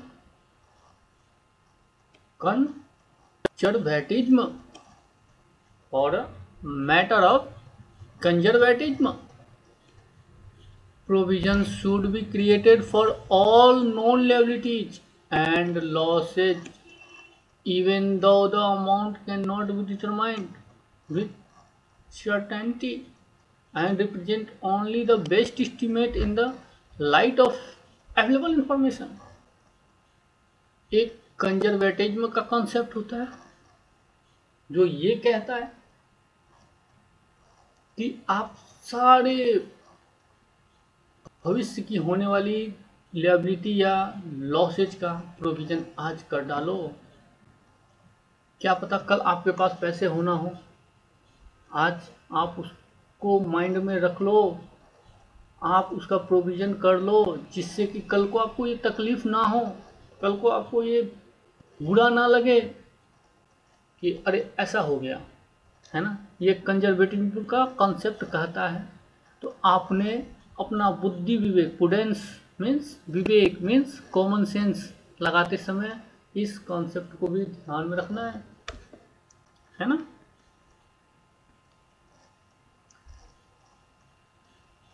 The exercise of prudence in selection of accounting policies ensured profits are not overstated, profit ज़्यादा नहीं दिखाया गया है, loss are not understated, loss कम नहीं दिखाया गया है, assets are not overstated, assets ज़्यादा नहीं दिखाया गया है, liability are not understated, liability कम नहीं दिखाया गया है ना। अब इन्होंने एग्जाम्पल दे रखा है एग्जाम्पल खुद से देख लेना, आप तो समझ ही गए होंगे, है ना। मैं आपने दिखा देता हूँ, आप स्क्रीनशॉट लेकर आप इस एग्जाम्पल को देख सकते हो, समझ सकते हो। चलिए सेकेंड एग्जाम्पल देख लेता हूँ, छोटा है। Exercise of prudence does not permit certain hidden reserve by understanding profit of assets or by overstating liabilities and losses. Suppose a company is facing a damage sheet में case चल रहा है, court में suit चल रहा है। No provisions for damage should be recognized by a charge against profit unless the probability of losing the suit is more than the probability of not losing it, है ना। अब प्रोविजन तब तक नहीं बनाओगे जब तक आपको ये नहीं पता लगता, अंदाज़ा ये प्रोबेबिलिटी नहीं होती है आपको कि ज़्यादा चांस है कि हम केस हार जाएंगे, है ना। जब आप केस लूज कर जाने की संभावना ज़्यादा देखें तो आप प्रोविज़न करते हैं। लेकिन अगर आप केस चल रहा है लेकिन आप देख रहे हैं कि प्रोविज़न करने की ज़रूरत नहीं है, क्योंकि प्रोबेबिलिटी कम है कि हम केस हार जाएंगे, प्रोबेबिलिटी ज़्यादा है कि हम केस जीत जाएंगे, तो हमें प्रोविज़न करने की ज़रूरत ही नहीं है। तो ये ध्यान में रखनी होती है, इसी को common sense, normal human brain common sense लगाना जरूरी होता है। चलिए next, substance over form. The transactions and other events should be accounted for and presented in accordance with their substance and financial reality and not merely by their legal form। सिर्फ कानूनी बातों को आधार पे, सिर्फ कानून के आधार पे ही आप रिकॉर्ड नहीं करोगे ट्रांजैक्शन एंड इवेंट्स को, आप ये देखोगे कि इसकी सब्सटेंस क्या है, इसकी रियलिटी क्या है, फिनेंशियल रियलिटी क्या है। आप इन सब बातों को भी ध्यान में रखोगे, लीगल कानूनी बातों को ध्यान में रखने के साथ ही साथ इसकी सब्सटेंस, इस ट्रांजैक्शंस और इवेंट्स की सब्सटेंस या फिर इसकी फिनेंशियल रियलिटी, इन बातों को ध्यान में रखकर भी आप इसकी अकाउंटिंग करेंगे, इसको अकाउंट फॉर करेंगे, इसकी रिकॉर्डिंग करेंगे, है ना।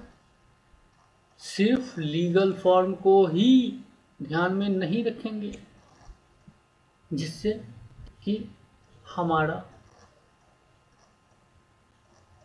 फिनेंशियल स्टेटमेंट मोर रिलायबल हो, ट्रू एंड फेयर भी प्रेजेंट करे, है ना।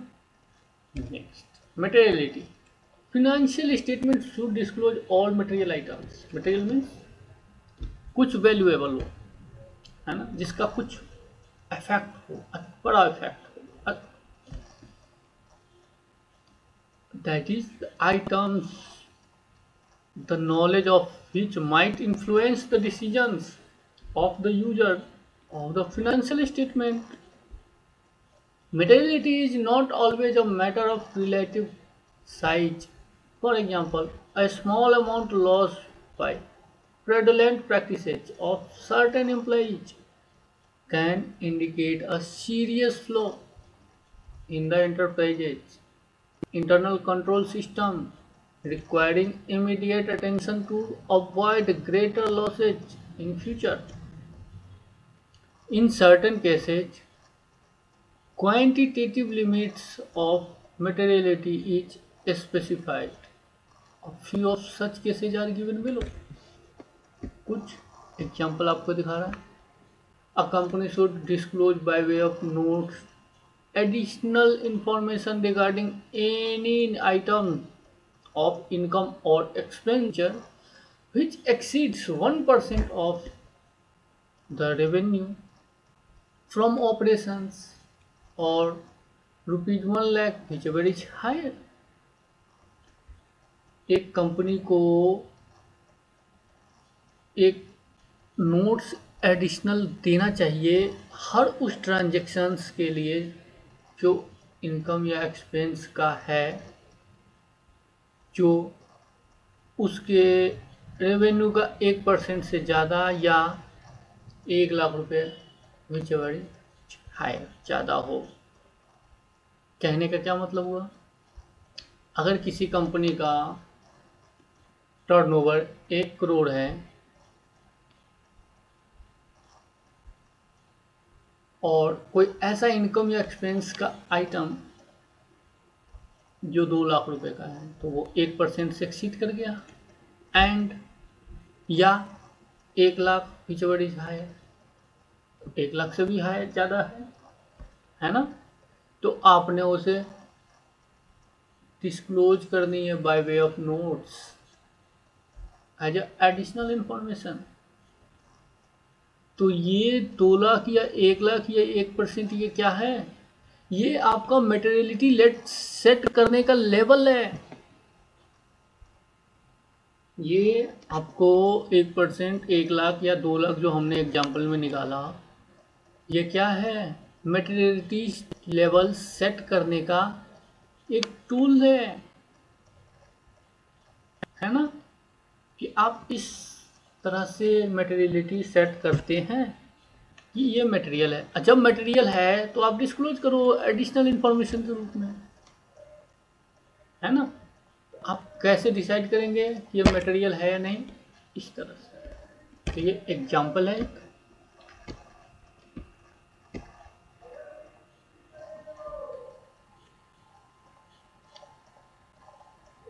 और ये एग्जाम्पल आपके शेड्यूल 3 में दिया गया है, schedule 3 of to the companies act 2013। ये 1% एंड 1 लाख की criteria schedule 3 to the companies act में दिया गया है, जो कंपनियों के फाइनेंशियल स्टेटमेंट को प्रिपेयर करने में चूज करना होगा। Preparation of statement of profit loss, जब प्रॉफिट लॉस कंपनियों का प्रिपेयर होता है तो ये रूल, ये एक मटेरियलिटी का लेवल ये जरूर फॉलो किया जाता है। तो ये एग्जांपल आपको वहाँ से दिया गया है। शेड्यूल 3 पे मैं एक सेपरेट वीडियो बनाऊंगा, आप वो वीडियो जरूर देखें, जो कंपनियों के लिए बैलेंस शीट बनाने का एक फॉर्मेट है, फाइनेंशियल स्टेटमेंट को प्रिपेयर एंड प्रेजेंट करने का एक स्टैंडर्ड फॉर्मेट है। मैं उस पर एक सेपरेट वीडियो बनाऊंगा।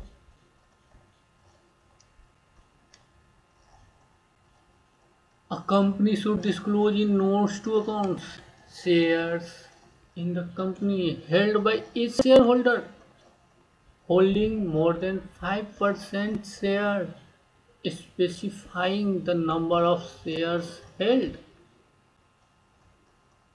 है ना। ये भी मटेरियलिटी सेट करने का जो लेवल, ये जो रूल बताया गया है कि कोई भी शेयर होल्डर जो 5% या उससे ज़्यादा का शेयर होल्डिंग होल्ड कर रहा है, उसे नोट्स टू अकाउंट में सेपरेटली डिस्क्लोज करना पड़ेगा, जिसमें शेयर होल्डर की पूरी डिटेल, नेम, एड्रेस एंड उसकी शेयर होल्डिंग होती है। At least name and share holding, इसे ही शेयर होल्डिंग पैटर्न। जब आप फिनेंशियल स्टेटमेंट देखेंगे किसी भी कंपनीज का, तो आप एक स्टेटमेंट देखेंगे, एक पेपर देखेंगे फिनेंशियल स्टेटमेंट का, वो पार्ट होता है शेयर होल्डिंग पैटर्न। ये इन्हीं की बात कर रहा है। ये schedule 3 to the companies act में ऐसा इंस्ट्रक्शन दिया गया है। तो ये एग्जाम्पल हुआ 2 मटेरियलिटी लेवल सेट करने का, कैसे करते हैं। Next, manner of disclosure, all significant accounting policies adopted in the preparation and presentation of financial statement should be disclose. आपने डिस्क्लोज तो करनी है, सभी अकाउंटिंग पॉलिसीज को एक साथ। The disclosure of significant accounting policy such as should form part of the financial statement, and significant accounting policy should normally be disclosed in one place। एक जगह पे दिखाने हैं आपने सारे अकाउंटिंग पॉलिसी को। एक नोट देखा है इंस्टीट्यूट ने, being a part of the financial statement the opinion of the auditor should cover the disclosure of accounting policies. अब आ जाइए disclosure of accounting policies. Any change in accounting policies which has a material effect, काफी बड़ा effect है ना, huge effect in the current period or which is reasonably expected to make a material effect in later period, बाद के period के लिए, should be disclosed. आप इस अकाउंटिंग पीरियड के जो फाइनेंशियल स्टेटमेंट है उसमें आपने डिस्क्लोज करना होगा। In the case of changes in accounting policies which has a material effect in the current period, the amount by which any time in the financial statement is affected by such change should also be disclosed to the extent ascertainable। जितना ascertain हो सकता है वो आपने disclose करना है। Where such amount is not ascertainable wholly or in part, that fact should be indicated। है ना, जैसा हमने सेम डिस्कशन किया था, quick reference quick view of accounting standard 1 में सेम टू सेम है यहाँ। आप देखें changes in accounting policy, material in current period, amount ascertainable, amount to be disclose, amount not ascertainable, facts to be disclose, non-material in current period but ascertainable in later period, facts of such change in later period to be disclosed in current period। Amount इस period में आप ascertain नहीं कर पा रहे हो लेकिन letter period में वो अमाउंट असर्टेन हो जाएगा, तो उसका फैक्ट आपको करंट पीरियड में डिस्क्लोज करना पड़ेगा, करना ही चाहिए, है ना। अब यहाँ पे इन्होंने एग्जाम्पल्स दे रखे हैं, मैं हर एग्जाम्पल को आपको स्क्रीनशॉट के लिए दे देता हूँ, आप देख लेना, इसमें कोई बिग इशूज नहीं है। आपने और भी एक्स्ट्रा कुछ चीज़ें पढ़नी है वो इसके लिए दे रखा है ना, जैसे नोट्स टू अकाउंट्स में आप कैसे किस चीज़ को कैसे प्रेजेंट करेंगे, है ना, इसके लिए आपने ये एग्जाम्पल्स बनाकर दे रखे हैं। आप देखें AS2 आ गया, तो मैं आपको सबका स्क्रीनशॉट के लिए आपको देता हूँ।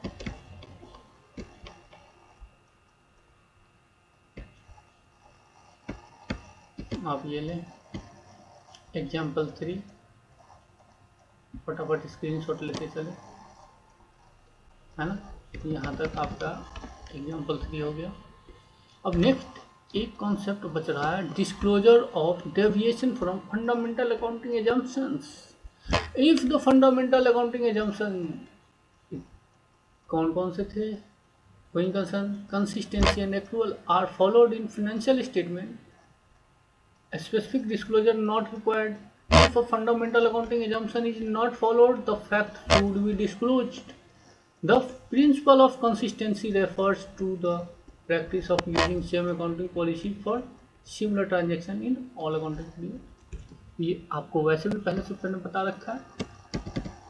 अब यहाँ से आइए, आप स्क्रीनशॉट लेते चलें।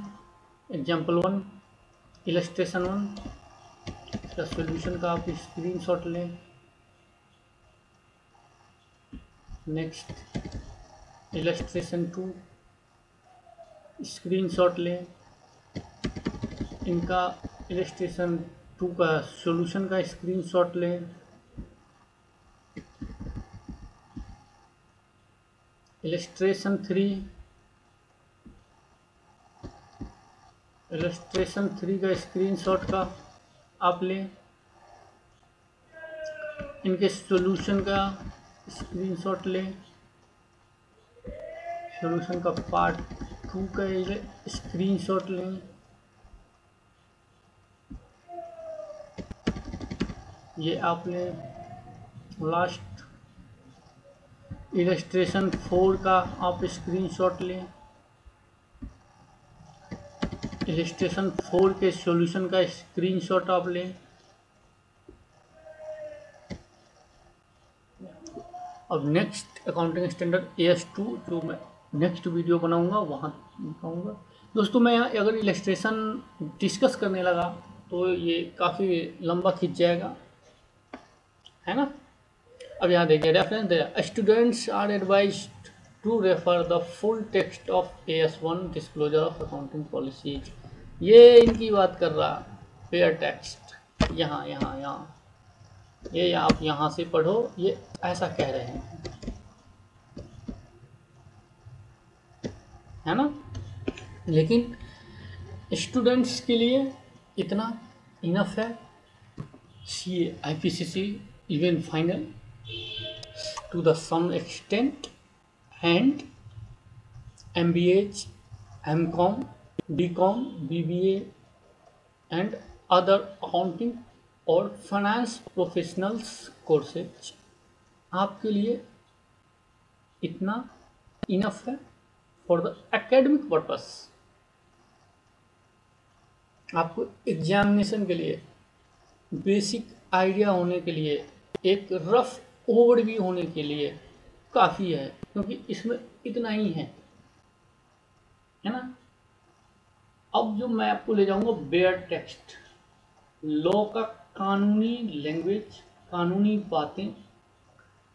ये अकाउंटिंग स्टैंडर्ड अकाउंटिंग के लिए कानून है, आप ये पहले दिमाग में बिठाएं, है ना। अभी मैंने 2 स्टेज क्रॉस कर लिए। सबसे पहला stage quick view, summary revision सबसे पहले मैंने किया। सेकंड एकेडमिक एस्पेक्ट मैंने पूरे देख लिए हैं।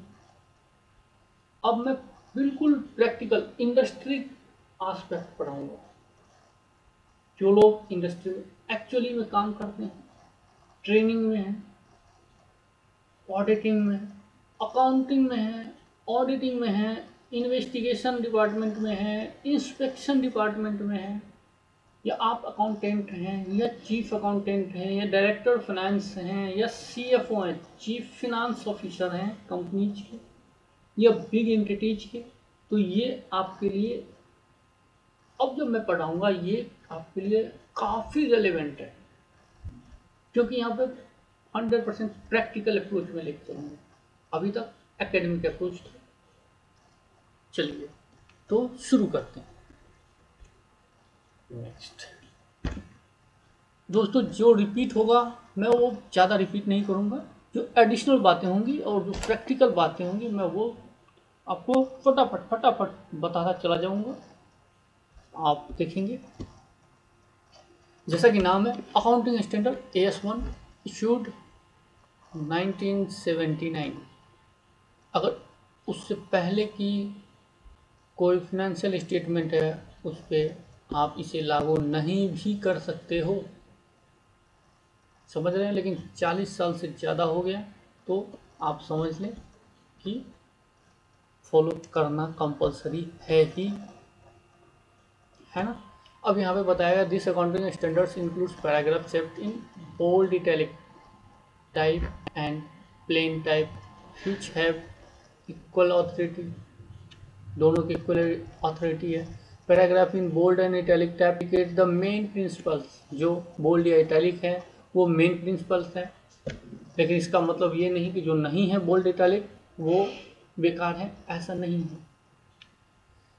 This accounting standard should be read in context to the preface to the statements of accounting standards and the applicability of accounting standards to various entities.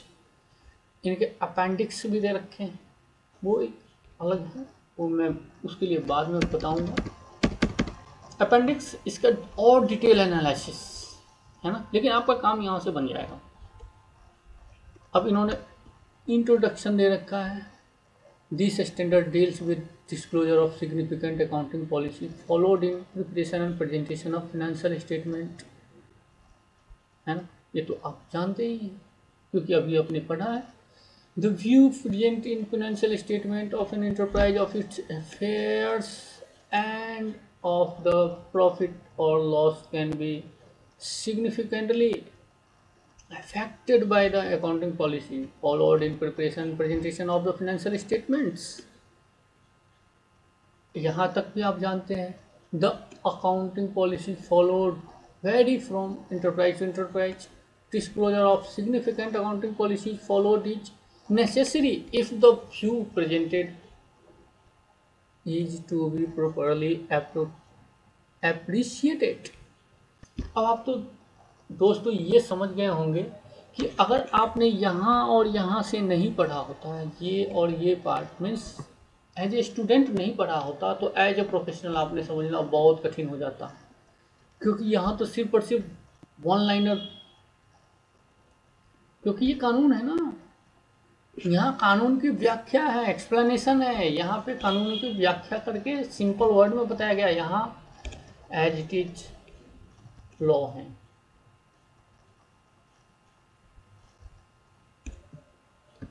तो ये इसी तरह की बातें कर रहे हैं इंट्रोडक्शन पार्ट, है ना। चाहे तो मैं यहाँ रखते जा रहा हूँ, आप इनका स्क्रीनशॉट लेके चलें, है ना, आप स्क्रीनशॉट ले लें यहाँ तक। अब आप देखें explanation same to same, fundamental accounting assumptions, पहला गोइंग कंसर्न, दूसरा कंसिस्टेंसी है, तीसरा एक्रूअल होगा ही होगा, है ना।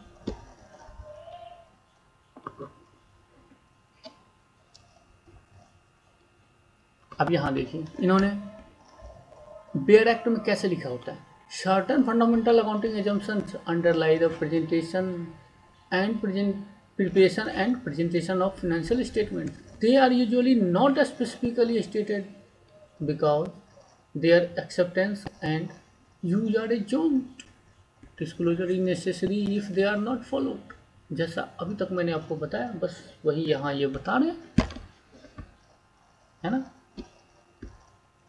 एक्रूवल, अब ये बता रहे हैं nature of accounting policies.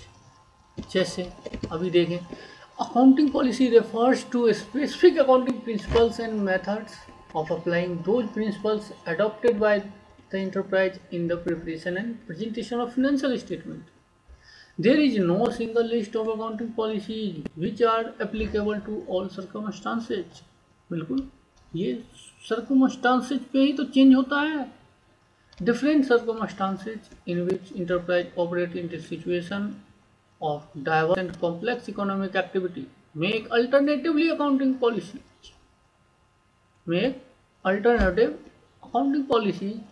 principles methods of applying those principles acceptable. The choice of appropriate accounting principles and methods of applying those principles in specific circumstances of each enterprise call for considerable judgment by the management of the enterprise.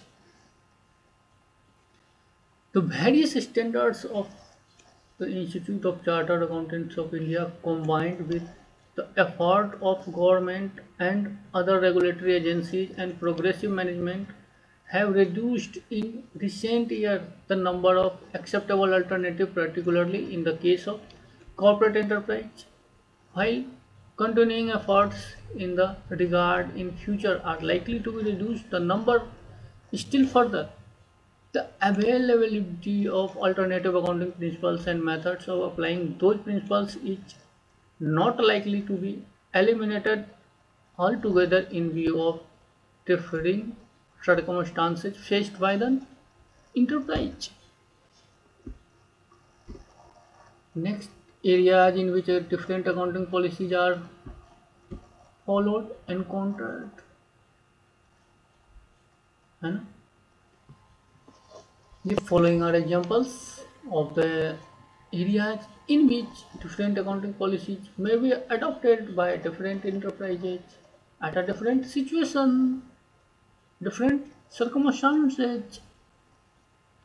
आप देखते चले, जैसा मैंने पहले भी explain कर रखा है, आप चाहें स्क्रीनशॉट लेते चलें या रिवाइंड कर स्क्रीनशॉट ले लें। ये लिस्ट कंप्लीट लिस्ट नहीं है, एग्जाम्पल है, और भी हो सकते हैं।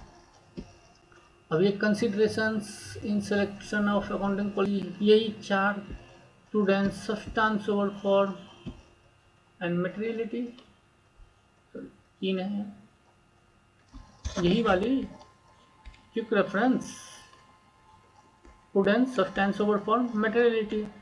और प्राइमरली तो ट्रू एंड फेयर व्यू तो था ही ना, true and fair view, true and fair view consideration के लिए ही तो, इसको अचीव करने के लिए ही तो ये 3 फॉलो करते हैं हम।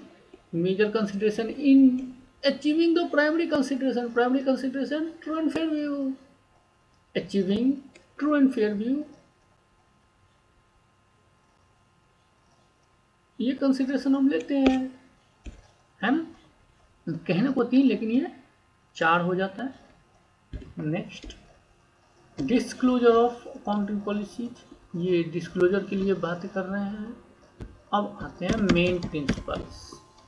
All significant accounting policies adopted in preparation and presentation of financial statement should be disclosed, पहला पॉइंट। Next,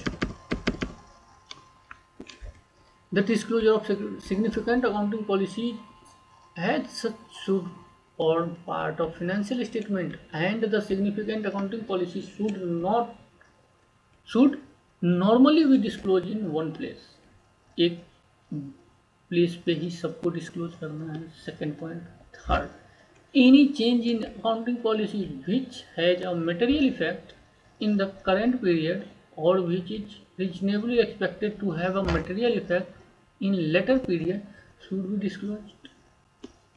In the case of a change in accounting policy which has a material effect in the current period, the amount by which any item in the financial statement is affected by such change should also be disclosed to the extent ascertainable. Where such amount is not ascertainable, wholly or in part, the fact should be indicated. Next, the fundamental accounting assumption, conclusion, consistency, accrual are followed in financial statement. Specific disclosure not required. If a fundamental accounting assumption is not followed, the fact should be disclosed. जैसा दोस्तों ये बातें हमने last explanation और the students में भी आपने देखा, सेम टू सेम यहाँ भी है, क्योंकि यहीं से तो ले जाकर वहाँ एक्सप्लेन किया, एक्सप्लेनेशन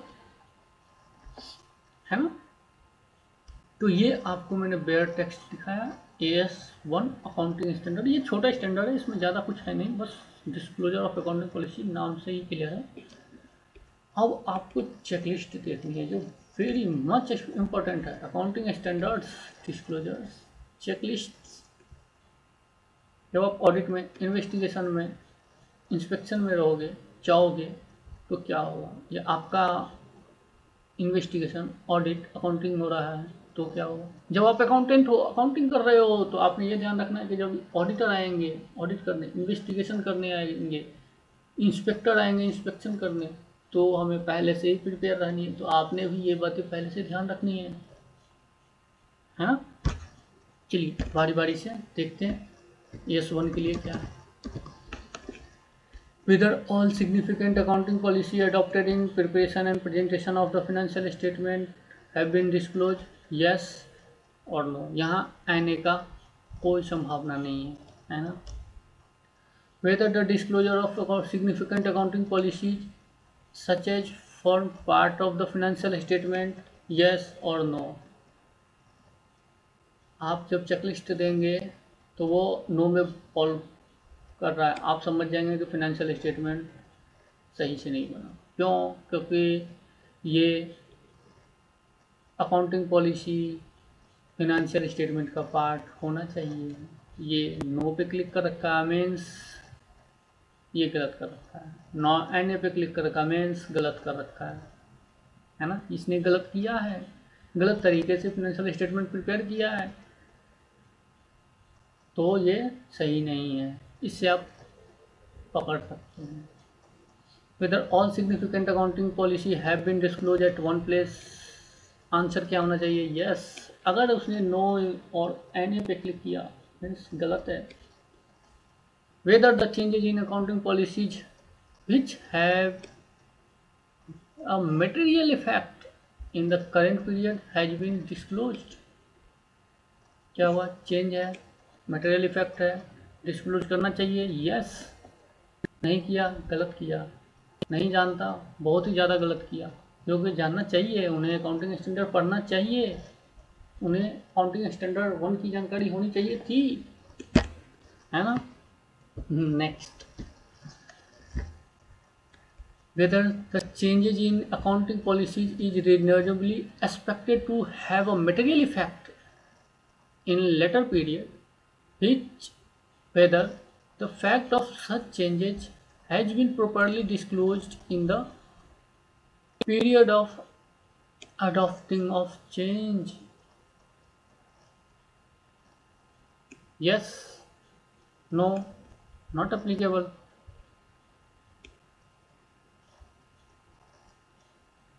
तो क्या करना चाहिए था? फैक्ट को डिस्क्लोज करना चाहिए था। यस, आंसर यस होना है। In the case of changes in accounting policies which has a material effect in the current period, in the case of changes in accounting policy which has a material effect in current period, whether the amount by which any item of the financial statement is affected by such change has been ascertained and disclosed, क्या ऐसा किया तो सही किया, नहीं तो गलत किया, नहीं जानता बहुत ज़्यादा गलत किया। Where such amount is not ascertainable wholly or in part, whether such fact has been indicated, कोई बात नहीं, अपने अमाउंट नहीं पता, अब फैक्ट तो डिस्क्लोज करो। किया, यस, गुड। नहीं किया, bad. Not applicable, very very bad. चलिए आते हैं। Either the fundamental accounting assumptions of going concern has not been followed, whether the fact has been disclosed, क्या फॉलो नहीं किया? अगर फॉलो नहीं किया तो फैक्ट डिस्क्लोज किया, नहीं किया। Whether the fundamental accounting assumptions of consistency has not been followed, whether the fact has been disclosed, क्या करना चाहिए था? यस। अगर नहीं फॉलो किया, कंसिस्टेंसी एजम्पशन बताओ कि हमने कंसिस्टेंसी एजम्पशन फॉलो नहीं किया। सेम एक्रूअल के लिए है। नेक्स्ट,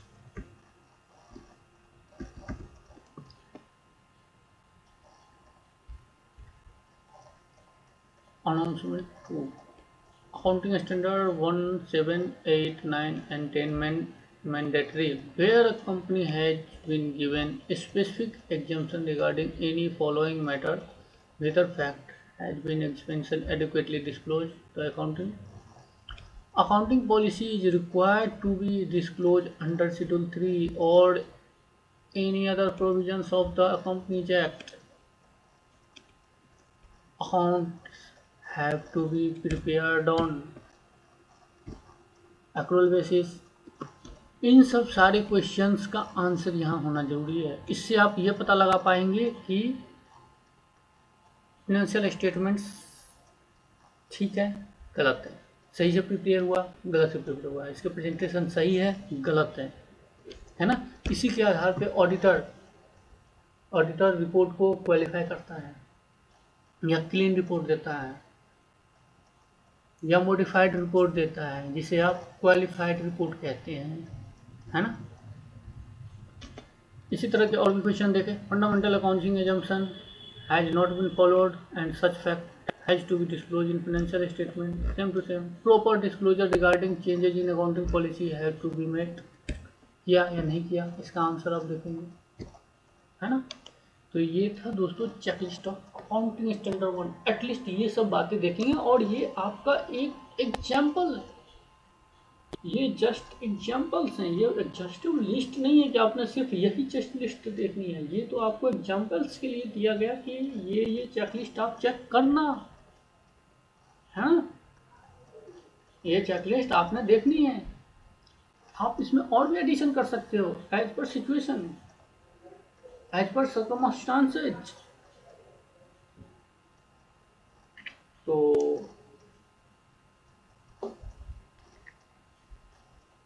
ये रहा आपका accounting standard complete list. Academic as well as professional approach to the accounting standard 1। साथ में मैंने क्विक भी पहले ही करवा दिया था। लेकिन दोस्तों मैंने आपसे एक वादा किया था बीच में, वीडियो के बीच में, कि आपको मैं ये बताऊंगा कि कौन कौन सा अकाउंटिंग स्टैंडर्ड कंपलसरी है, मैंडेटरी है हर किसी को फॉलो करना, और कौन कौन सा अकाउंटिंग स्टैंडर्ड किस टाइप ऑफ एंटिटी को फॉलो करना है। इसके लिए मैं एक सेपरेट वीडियो बनाऊंगा। यहाँ पे चाहे तो मैं दिखा सकता हूँ, आइए आपको एक ओवरऑल छोटा सा व्यू दिखा देता हूँ, लेकिन इसके लिए आपको एक सेपरेट वीडियो में बनाऊंगा जिसमें मैं ईच एंड एवरी स्टैंडर्ड के लिए बताऊंगा कि ये स्टैंडर्ड इस टाइप ऑफ एंटिटी को फॉलो करने हैं और इस टाइप ऑफ एंटिटी को फॉलो करना मैंडेटरी नहीं है ना। ये आप देख रहे हैं अकाउंटिंग स्टैंडर्ड 777 777 पेज की ये स्टेटमेंट्स हैं टोटल अकाउंटिंग स्टैंडर्ड।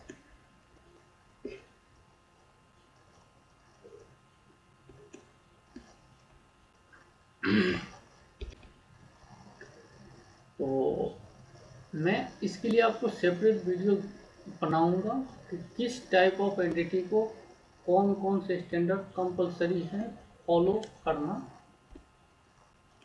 उसके लिए आप निश्चिंत रहें, मैं इसके लिए सेपरेट वीडियो बनाऊंगा। मैं क्विक व्यू आपको दिखा दूं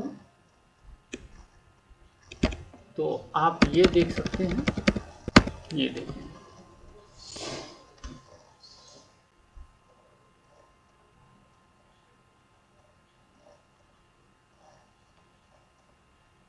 अकाउंटिंग स्टैंडर्ड्स कैसे बनते हैं, इनका किस किस ईयर में क्या क्या इम्प्रूवमेंट हुआ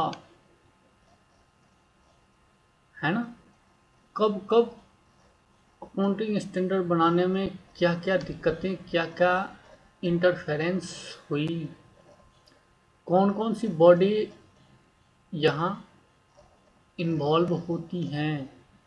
जैसे आप देखेंगे एमसीए नोटिफाई करती है कॉरपोरेट्स के लिए अकाउंटिंग स्टैंडर्ड, जो सीए इंस्टीट्यूट प्रिपेयर करके देती है, इशू करती है, उन्हें एक नोटिफिकेशन के through ministry of corporate affair notify करती हैं,